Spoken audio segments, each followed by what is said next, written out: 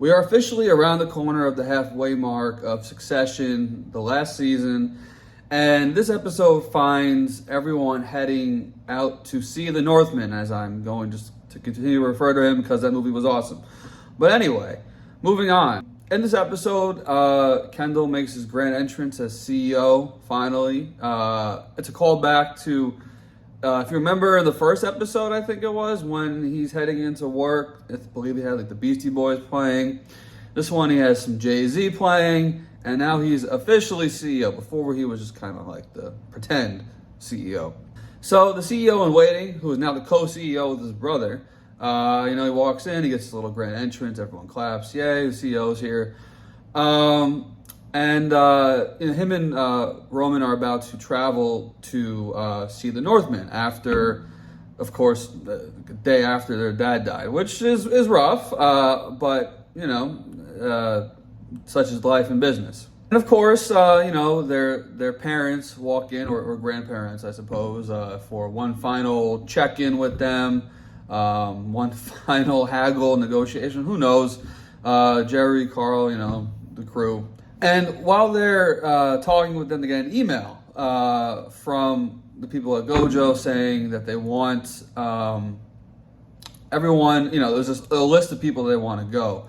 Point being that basically it's kind of like a litmus test for who they want to keep around for after they acquire the company, which they kind of sniff out right away. But anyway, they make their way over. Tom, Greg, of course, because, it's a quad. Greg needs to just, cash in his pension and, go on vacation to Mexico at this point, because I don't know what he does anymore. But anyway, Greg's there, Tom's there, everyone's going, Hugo's going. It's a whole grand party going to this resort in the middle of the mountains. So anyway, the crew arrives in Norway in this mountain resort to meet the Northman, and right away they're feeling a little, I would say, a little intimidated, as there's an ex-Olympic athlete on the Gojo roster. Just everyone is just a little more polished, a little bit younger. Hugo is feeling it. Tom, he's not really part of the deal yet, even though eventually he will be, because turns out, they want to acquire ATN as well. So he is potentially on the chopping block, which he finds out later on. And that's kind of like the turn in the first negotiation they have. They go up to this, mountaintop ski resort, which is like it reminds me of like an evil villain's lair. Just like alone on this mountaintop with giant glass windows. It's very Dr. Evil-ish, I feel like. Maybe he's just sitting there with his billions of dollars, waiting to buy Waystar Royco and with his unlimited, funds. And of course, while this is all happening, Connor is picking out an outfit for his dad's funeral, and Kendall, while they're on the ski lift, says, "Send me pictures," I guess, which is just, I don't know who wants to see that. What an odd way, what an odd phone call. Anyway, what an odd way to pick out, I guess, an outfit for your dad's funeral. Whatever. Even that's a negotiation. Everything's a negotiation with them. But they finally get to the top of this mountain to meet Lukas. Their goal is to try and drive up the price a little bit for Waystar Royco, and that whole business. Little do they know, he has this offer in to try and buy ATN as well, which they don't want to sell because they want to spin off ATN and buy the other media company and just like combine them together for a super media company, which will probably fail because they have no idea what they're doing and have failed multiple times. But nevertheless, that's their game plan. Negotiations are really just awkward. They don't really want to sell ATN, but he makes them a pretty good offer, so they have to consider it. They go back to Jerry and Frank and Carl, and they're all like ecstatic, like, oh, he wants to offer us $5 more or whatever it was, for each share, which is adds up. That was like the first round of negotiations. I guess Lukas kind of expected them to just talk money. Like during the meetings, like, let's just talk dollars. And Kendall and Roman and all of them, they do anything but talk actual facts. They beat around the bush. They spin facts. They say yeah, then change their mind. They can never talk dollars. They're two totally different sides of the table in this negotiation. One is, here's the money, take it or leave it, and the others are like, yeah, sure, well, we have this idea and that, and maybe, well, I don't know, our dad just died, and I don't know why we're here, and where are we, what is this place, what's going on? It's on and on. They can never just give an answer, and why would they at this point? But anyway, so they go back, everyone's kind of thrilled with this initial offer. Sure, take ATN, who cares anyway, for that kind of money. Carl can get his golden parachute. They all get their golden parachutes. They'll all be filthy rich. But as the night or next day goes on, Kendall and Roman kind of have a private powwow without Shiv, even though Roman's like, hey, maybe we should consult her. And they're like, we want to let's just tank the deal. Like, let's just do what Dad would do, which is whatever the hell he wanted. Let's do whatever we want. If we don't want this deal, let's not take the deal. And this is, of course, without consulting Shiv, who explicitly told them previously she wanted to be across from all of these types of conversations. And she wasn't even on that email earlier, in the episode when they were talking about, who was on this list of, to come meet with Lukas, the Northman, in Norway. So she's obviously left out, but little did they know, she is kind of doing her own thing with Lukas on the side. Playing her cards. And, she comes off as, pretty savvy negotiator, but she really is no better than Kendall or Roman in the sense that they can never just get to the point. It's always some negotiation, even when there's agreement on the table and the answer is staring them in the face. It's always the second guess. It's like, well, maybe that. And so she's kind of doing her own thing, and she appears to be savvy and smart, which, she is, but at the same time, she has those same faults. And, but she does pick up some interesting dirt on Lukas, which Lukas just kind of shares willingly, about his, relationship with one of his employees that he sent his blood to, and not just once or twice or 3 times, but over and over and over, which, considering the deal that he offered them was half cash and half stock, if the stock tanks, half the money he's offering them will kind of, obviously dip, could become worthless depending how the stock goes. So if that story was to break, half of this deal he's offering them would just be, they would lose a lot of money on that. But Shiv now has this dirt on him, whether or not that's actually going to be useful. It's kind of odd why he gave it to her. Like, why give someone you're negotiating like this massive piece of ammo to kind of chop you down with? It seems like maybe he wants to keep her around, or maybe he kind of is into her a little bit. He kind of picked up the vibe a little bit when they were in the room together.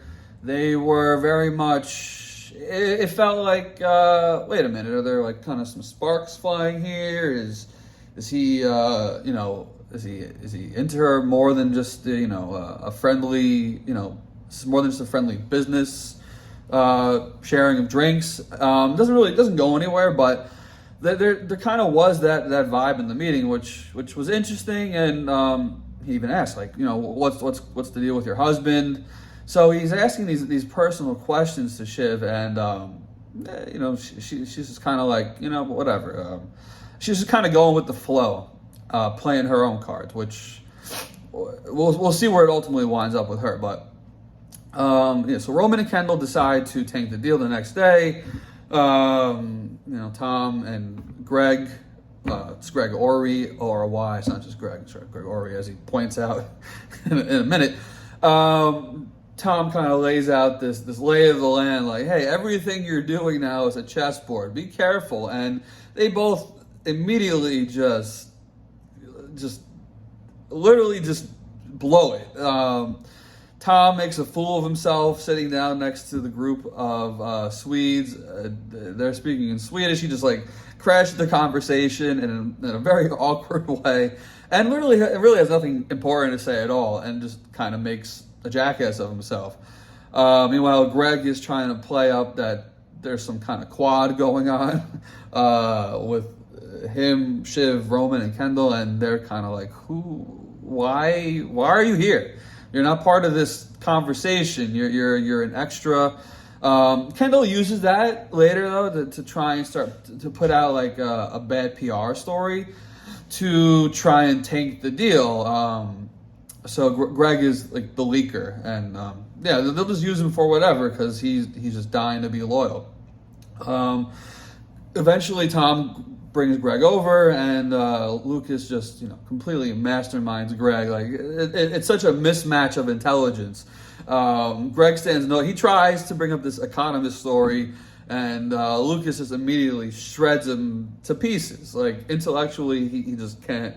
He's not on the same level as Lukas, obviously. Neither is Tom. They're both clearly kind of on their way out at the moment, so it seems. But Kendall actually steps in, and when it comes to family, he is protective, and he stops the conversation.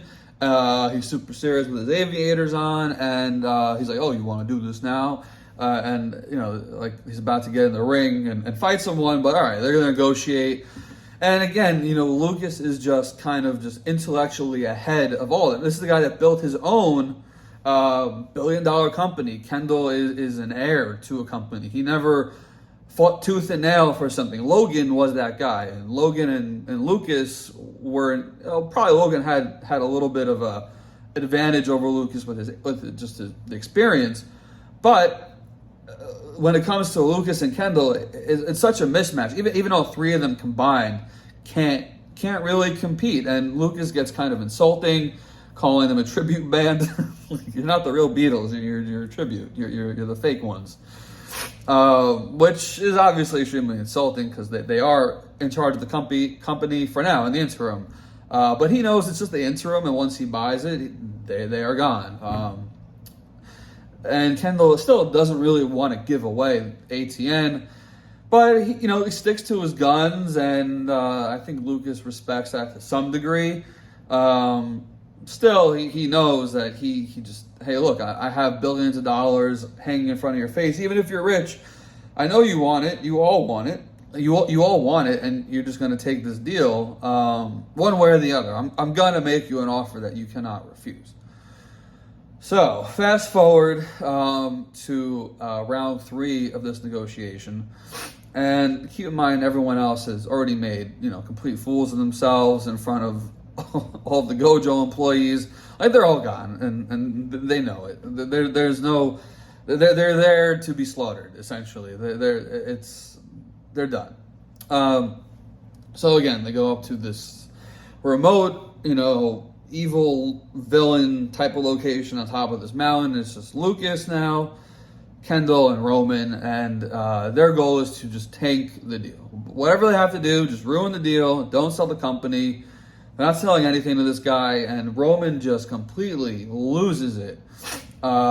Just starts insulting him, tells him he hates him, just tells him how he feels, and at that point you're left wondering, wait, was that like, do they really want to tank it? Because that was like so obvious and so mean and so off kilter for Roman to do. Like, normally, despite being a little, erratic, he is kind of like on the straight and narrow. Like, I know how to navigate the waters of business. Somehow he's just kind of like a savant in that way, even if he's just, it doesn't seem like he's all there sometimes. But he just goes off on the Northman, and you're kind of left wondering, well, will this deal go through now? Was that on purpose? Kendall just says, well, we'll see how that plays. And yeah, they kind of just have to see how he interprets that. When they leave the meeting, Lukas is kind of the mindset that I'm not selling you this company, because how could you say it to someone who's about to give you billions of dollars and make you even richer than you could possibly imagine? But at the same time, you're like, wait a minute. Hold on. Would he feel so insulted that, and see through what just happened, that they're just trying to negotiate for more money? do Kendall and Roman even realize that what they're doing is not taking the deal, but or maybe in their mind tanking the deal was tanking the deal that was offered in a way to try and get extra dollars on the buyout. Now, part of me says they probably didn't think that far ahead and kind of realized like maybe it'll have that sort of effect afterwards. But